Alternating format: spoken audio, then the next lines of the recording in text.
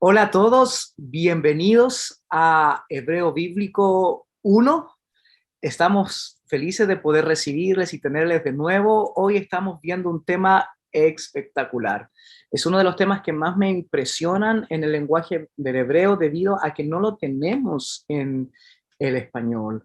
A pesar de que muchas veces pareciera ser que en el español está tácitamente incluido, no lo tenemos. Y en el hebreo bíblico es algo que se usa muchísimo, muy rápido, muy a menudo, porque la abreviación es algo que importa mucho en una cultura donde el escribir es carísimo.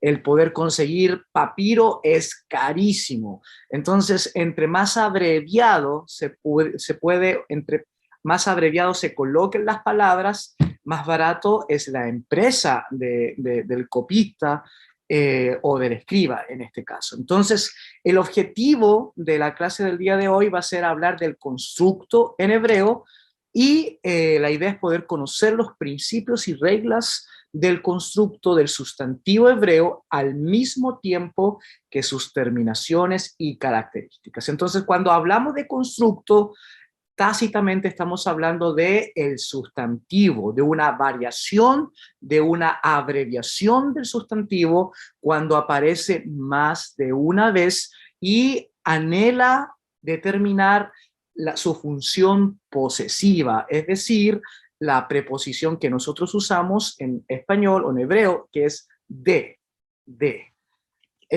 La pregunta entonces que nos cabe desarrollar es la siguiente: ¿qué es el constructo del sustantivo?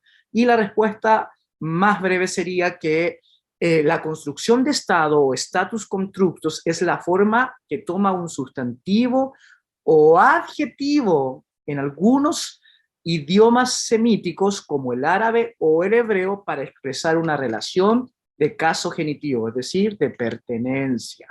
Ahora, antes de poder nosotros ir a las variaciones o a las terminaciones del constructo, tenemos que recordar la desinencia del sustantivo hebreo, es decir, recordar sus terminaciones. Recuerden que en el hebreo tenemos dos géneros.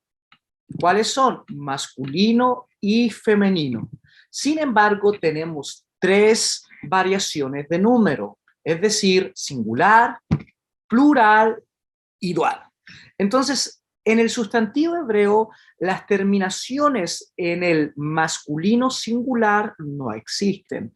¿Cómo las aprendemos? ¿Cómo las sabemos? Descartando la terminación del femenino. Es decir, todo lo que no tenga terminación femenina y no se encuentre entre los grupos sin terminación femenina, pero con sello femenino, como son las partes del cuerpo en hebreo, que muchas veces no van a no tener la terminación femenina, o las tierras o las regiones geográficas que tampoco van a tener las terminaciones femeninas, como en el caso de Judá, no va a tener una terminación femenina, pero sí sabemos que es una región. Entonces todo lo que no pertenezca a la terminación femenina o a los grupos del sustantivo femenino, entonces eso va a ser masculino singular. Y en el plural del masculino vamos a tener la terminación, ¿cierto? Im, im, su desinencia va a ser im. Y en el dual su desinencia va a ser ayim, ayim. En el femenino singular, la terminación del sustantivo va a ser a, con un acento al final, como Torah, a. En el plural vamos a tener la terminación ot. En este caso, la vav va a funcionar como una vocal y no como una consonante. Por lo tanto, sería ot. Y la terminación femenina dual va a ser tayim, tayim. Teniendo en mente estas terminaciones, podemos ir entonces al constructo. Recuerden que el constructo va a ser todo sustantivo anterior al absoluto, que depende del absoluto. Y cuando me refiero al absoluto, es el sustantivo individual. Entonces, las terminaciones del estado constructo van a ser así. Para las que termina, ¿cierto?, en A, que ese era el singular femenino, entonces el constructo, es decir, el singular anterior, para que quede también en femenino y puedan coincidir en género y número, el anterior va a tener una declinación, una variación, un cambio que va a ser at. No va a terminar con a, sino que va a ser at, que es el primero acá. Entonces, después el masculino plural y como los ketubim o como los navijim, el masculino plural va a tener en el constructo, es decir, en el sustantivo anterior, la variación, ¿cierto? Que puede ser o algunos también lo traducen, lo transliteran como ei, según la escuela de traducción. Puede ser con un acento en la o también puede ser en el caso del masculino plural. Ahora, en el caso de en el masculino dual, también va a tener la misma terminación, que va a ser o pero en el caso de el femenino dual, que es ayim, quedaría la variación como te o tei, según la escuela transliterada. ¿Ok? Entendiendo, en este caso, que el constructo jamás se va a modificar en dos cosas. Número uno, no va a haber modificación en el singular masculino, porque obviamente la terminación no existe en el absoluto, y tampoco va a haber una modificación en el femenino plural, es decir, se va a conservar en el constructo como en el absoluto la terminación ot. ¿Ok? Bien, vamos a ver algunos ejemplos. Aquí tenemos en Génesis 22, 17 la frase como las estrellas de los cielos. Entonces, aquí tenemos dos sustantivos, en este caso común, en este caso plural. Tenemos estrellas en primer lugar y después tenemos cielos. Ahora, estas estrellas pertenecen ¿a qué? A los cielos. Entonces, ¿cuál sería el constructo? Por supuesto, sería las estrellas, porque el constructo es el sustantivo que pertenece a otro. Entonces, las estrellas sería el constructo y los cielos sería el absoluto. Entonces, si se dan cuenta, la variación de aquí de las estrellas, voy a pedir a alguno de mis estudiantes, por favor, que me ayude a leerlo en hebreo aquí. ¿Quién de mis estudiantes se va a ofrecer a leer esto al principio? ¿Qué tenemos aquí? Vamos juntos. Tenemos una kaf, muy bien. Tiene un dagesh, ¿cierto? Un dagesh en este caso, entonces la va a hacer más fuerte. Entonces sería ¿qué? Después, ¿qué tenemos? ¿Qué? Tenemos una Otra carta. F. pero ¿cómo se lee esa? Se va a leer como J, muy Como bien. J. Muy bien, Haf. Después de la Haf, ¿qué tenemos? Una O. Una O, muy bien. ¿Cómo se llama esa O? Si alguien recuerda. Una Jolam. Hola. Entonces tendríamos que Jo, después seguimos, tenemos otra Kaf que suena como J aquí porque no tiene el dagesh, no tiene su dagesh fuerte, entonces sería G. Una J, muy bien. G. Abajo de la J tenemos un cheva. ¿Ese cheva es vocálico o es silencioso? Vocálico. ¿Por qué es vocálico? No es vocálico, porque va entre dos vocales, es silencioso. Muy bien, entonces tendríamos hasta el momento que, joj, y después tenemos una B. Bev. B. Entonces tendremos que, joj, B. Bi. Que, joj, Bi. B o que, joj, B. Tendremos una que, joj, B o una que, joj, BI o una que, joj, B. Entonces, en este caso, si se dan cuenta, el constructo pasa a ser, hay una variación al final, porque los cielos se une a la terminación, en este caso, de ayim, ayim. Y esa terminación, ¿quién me recuerda qué es? ¿A qué pertenece esa terminación ayim? ¿Qué es? Ayim.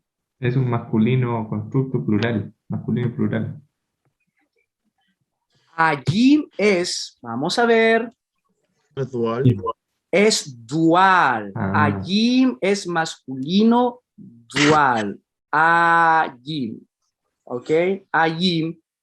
O podría ser también un, sí, masculino, masculino dual. Muy bien. Entonces sería los cielos.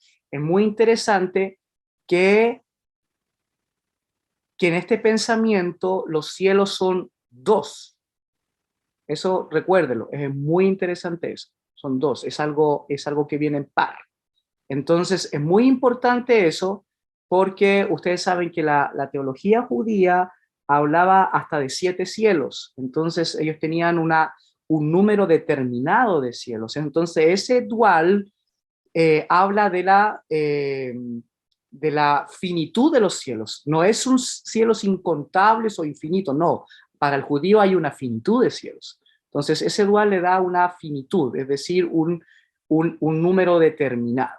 Entonces, ahora, las estrellas pertenecen a ese cielo y por lo tanto, como tenemos ese dual masculino por la terminación ayim, como se dan cuenta, está aquí, el constructo va a cambiar, donde vamos a tener un segor y vamos a tener una yod, que puede leerse como e o como puede leerse como ei. Entonces, eso es muy importante, por favor, que lo recuerden. Ok, abajo tenemos todos los siervos de Faraón, ancianos de su casa, ancianos de su casa. Entonces, es muy importante esto, es poder entenderlo. Aquí, si se dan cuenta, tenemos la palabra casa. ¿Ok? Aquí la tenemos y la variación de la palabra casa aquí sería betó. Entonces,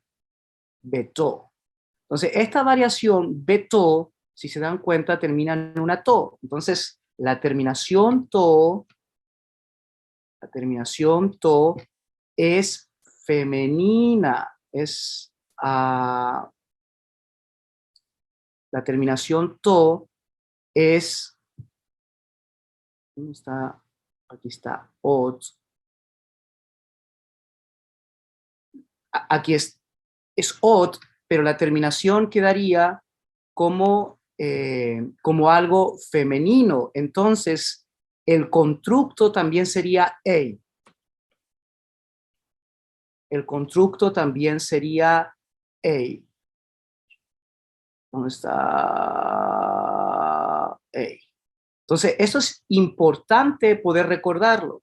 En el estado, por ejemplo, aquí dice la palabra del rey. Aquí se nos suma algo muy importante. Se nos suma el artículo.